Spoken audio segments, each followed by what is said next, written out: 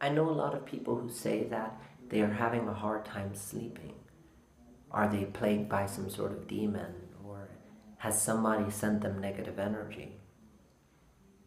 According to the Bible and according to the Torah and even the Bhagavad Gita, the angels and demons are at a war, always, constantly. And of course, the demons or asuras always lose favor with the divinity, and they have to be purged, they have to be sent downward, spiraling onto earth around the humans. So, of course, it's their responsibility now, because they lost favor and grace with the divine, to plague humanity. But what if I told you that our negative thoughts are demons, or what we consume without giving thanks is a demon? Anytime, for any given reason, you are projecting without clarity, or you're doing something without consistency, or you have jealousy, that is a demon. And that's when you have to ask for forgiveness. You have to look at it as a block and never allow it to hinder your path or your neighbors. Demons, yes, they can form bulks of astral or ethereal density if you personify them and you give them permission. But that's their job. There's never going to be an existence without angels and demons. But if you don't give thanks, if you don't have gratitude, that's a demon. If you're constantly consuming without giving back, that's a demon. Everything that forms a block without fluidity is considered a demon. When your mind, when you're not speaking truth, you have sickness of the mind or of the voice, of the throat chakra, the aspect of communication, that is personified as a demon. And you're calling upon strength, you're calling upon virtue. These are angels. We personify them. Angels are huge. They're miles in length. So too are demons. They're enormous. But they also cannot control you unless you give them permission, both angels and demons. It is the job of lower vibrations, lower entities, to manipulate you or tell you that you cannot. And when you're manifesting things such as, I can't, every time I try, every time I do this, this happens, you're creating a block, an affliction. That is a demon again. And because, remember, keep in mind, they are of a lower density in our atmospheric existence, they're around us. So when we call upon negativity, it precedes us. It presents itself in front of us much quicker. So it's important to keep an open mind, because I said before, 1 drop of negativity is stronger than 3 drops of positivity. It hinders the manifestative capability of your highest potential. It prevents you from reaching your goals and dreams. So speak about your neighbors in positive light. Even if they said something wrong about you, that's their sin. But by thinking about it, it becomes your own. And you see, that chain is never broken. Sometimes it's you who has to be the stronger one to say, I'm sorry. People are scared.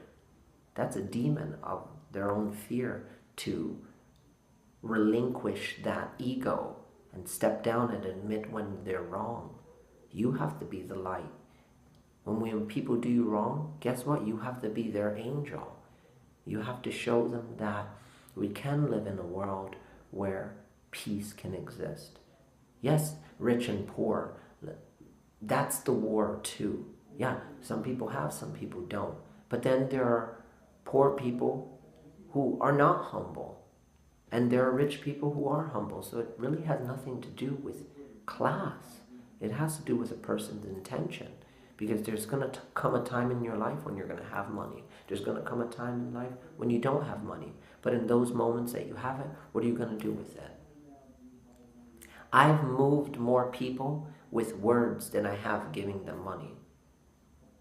People, sure, they'll remember the money you give them, and especially nowadays when everybody's struggling to have that dream job, live that American dream, people are looking at money as their only virtue. They're saying this is God. Ma, money, my, music. Everything of the money, rules over the laws of ma'at, which is about generosity. You have to give in order to receive. Invest in yourself and the divine will invest in you as well.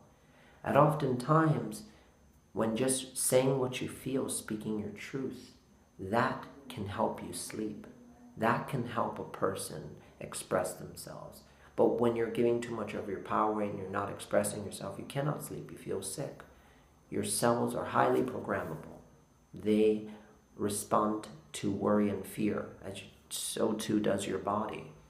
So you have to release what's you. Write it down. Take a notepad and pen. It's amazing what writing can do.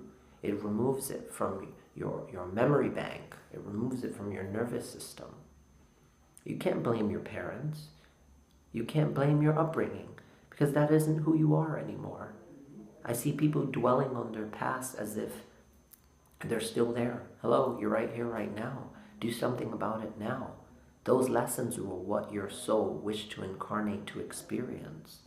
So move beyond them, and the demon moves out of your way.